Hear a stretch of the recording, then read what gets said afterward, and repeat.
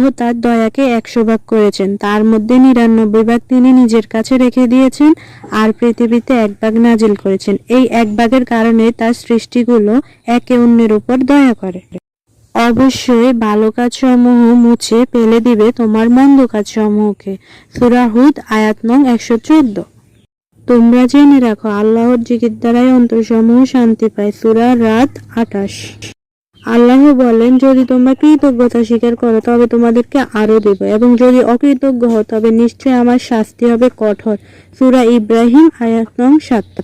আল্লাহ বলেন, হে নবী, আমার বান্দারা যদি তোমার কাছে জিজ্ঞেস করে আমার ব্যাপারে, তাদেরকে বলে দাও যে আমি তাদের অতি নিকটে, আমাকে যেন ডাকে, আমি তার ডাকে সাড়া দিয়ে থাকি। কাজেই আমার হুকুম মান্য করা এবং আমার প্রতি নিঃসংশয়ে ঈমান আনা তাদের একান্তই কর্তব্য। আশা করা যায় তারা প্রকৃত সত্য পথের সন্ধান পাবে। সূরা আল বাকারা 186। রাসূল সাল্লাল্লাহু আলাইহি সাল্লাম বলেছেন, কুরআন পাঠে দক্ষ ব্যক্তি উচ্চ মর্যাদা সম্পন্ন ফেরেশতাদের সঙ্গী হবে।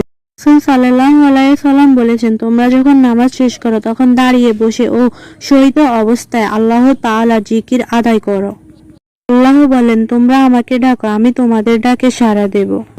নিশ্চয়ই আল্লাহ তাআলা ওয়াদা ভঙ্গ করেন না। রাসূল সাল্লাল্লাহু আলাইহি সাল্লাম বলেছেন, তোমরা আল্লাহর রহমত থেকে নিরাশ হইও না। নিশ্চয় কাফের সম্প্রদায় ছাড়া আল্লাহর রহমত হতে কেউ নিরাশ হয় না। সূরা ইউসুফ। রাসূল সাল্লাল্লাহু আলাইহি সাল্লাম হতে বর্ণিত, আল্লাহ তাআলা বলেন, হে আদম সন্তান, আমার ইবাদতের জন্য তুমি নিজের অবসর সময় তৈরি করো ও ইবাদতে মন দাও।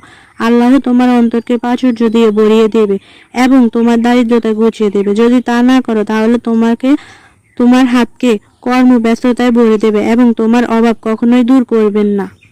রাসূল সাল্লাল্লাহু আলাইহি সাল্লাম বলেন, তুমি যেখানেই থাকো না কেন আল্লাহকে ভয় করো। প্রত্যেক মন্দ কাজের পর ভালো কাজ করো, যা তোমার মন্দ কাজ সমূহকে মুছে দেবে, আর মানুষের সাথে ভালো ব্যবহার করো। হে আমার রব, আপনার নিকট দোয়া করে আমি কখনো ব্যর্থ হইনি। হে আসমান সমূহ ও জমিনের স্রষ্টা, দুনিয়া ও আখিরাতে আপনি আমার অভিভাবক। আমাকে মুসলিম অবস্থায় মৃত্যু দিন এবং নেককারদের সাথে আমাকে যুক্ত করুন। আমিন। হে আমাদের প্রতিপালক, আমরা যদি ভুলে যাই কিংবা ভুল করি তাহলে আপনি আমাদেরকে পাকড়াও করবেন না, বরঞ্চ আপনার হেদায়েত এবং রহমত দিয়ে, দয়া দিয়ে আমাদেরকে আবার আপনার পথে পরিচালিত করেন। আমিন।